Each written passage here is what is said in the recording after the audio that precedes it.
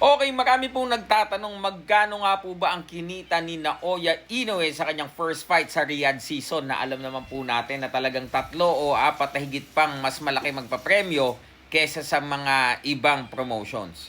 Ang fight purse po ni Inoue dito sa Riyadh season, mga kaibigan, laban kay Picasso ay umabot po ng 4 billion yen. OMG!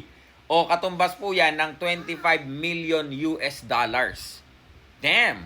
Kung sa pera po natin yan, 1.4 to 1.5 billion pesos. Mas mataas po yan ng halos 4 na beses sa kanya pong usual bout. No? Kasi nung mga nakaraan, ang huling laban ni Inoue ay umabot lamang na 1.1 billion yen. So ngayon, kung 4 billion yen, para na din siyang lumaban ng 4 na beses. No? Solid talaga dito mga kaibigan sa Riyadh season. So, si Picasso, magkano po ba ang nakuha ni Alan Picasso dito? Kay Alan Picasso, mga kaibigan, ay 2 million US dollars. So, syempre, mas mataas po ang bayad ng mas bigating si Naoya Inoue. Ngayon po, hindi na po tayo magtataka kung bakit po may mga ilan pa rin pong personalidad na iyak pa rin po ng iyak at nagmamakaawa para lamang po makakuha ng laban kay Naoya Inoue. Kasi po, pag nakalaban mo si Naoya Inoue, para ka na ding tumama ng jackpot. Ano ho?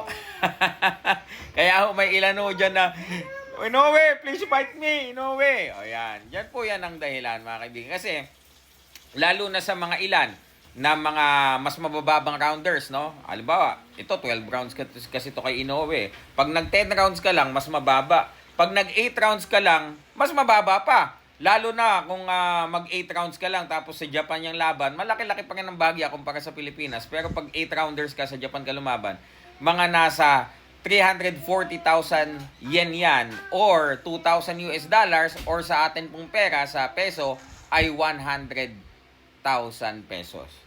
So, 1.4 billion pesos laban sa 100,000 pesos. Paldo.